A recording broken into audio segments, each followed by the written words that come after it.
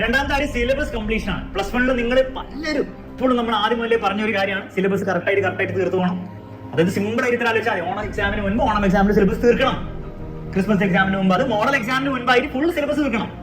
എത്ര പേര് plus വണ്ണില് model എക്സാമിന് മുമ്പ് ഫുൾ സിലബസ് തീർത്തിട്ടുണ്ട്? വളരെ ചുരുക്കം കുട്ടികളുണ്ടാവും. നിങ്ങളെ തീർത്തില്ല ഈ വർഷത്തെ നിങ്ങളുടെ അവസ്ഥ ഭയങ്കര കഷ്ടമായിരിക്കും. അതെന്തുകൊണ്ടാണെന്നുള്ള കുറച്ചുകൂടി നമുക്ക് മനസ്സിലാവും. അപ്പൊ മിനിമം ഈ ഒരു സ്റ്റാൻഡേർഡ് വെക്കുക, ഡേറ്റ് വെക്കുക. നമ്മുടെ പ്ലസ് ടു ഉയരെ ബാച്ചിന്റെ റോഡ് മാപ്പ് ഞാൻ പറഞ്ഞില്ല, അത് ഫോളോ ചെയ്താൽ മതി. നിങ്ങൾ ഉയരെ ബാച്ചിൽ ജോയിൻ ചെയ്തില്ലെങ്കിൽ അത് ഫോളോ ചെയ്താൽ മതി, ഓട്ടോമാറ്റിക്കലി തീർന്നോളൂ. കാരണം നിങ്ങൾ സിലബസ് തീർക്കുന്നില്ല അച്ചീവ്മെന്റ് ആയി പോലും കരുതണ്ട. സാർ ഓണം എക്സാമിന് മുമ്പ് ഞാൻ തീർത്തു പോകും, അത് അച്ചീവ്മെന്റ് അല്ല, അത് ബേസിക് റിക്വയർമെന്റ് ആണ്. അച്ചീവ്മെന്റ് എന്താണ്? ഞാൻ അതിന് വേണ്ടി റിവൈസ് ചെയ്യും, റിവൈസ് ചെയ്യാൻ സമയം കിട്ടി, എക്സ്ട്രാ ചോദ്യങ്ങൾ ചെയ്യാൻ സമയം കിട്ടി, അതാണ് അച്ചീവ്മെന്റ്.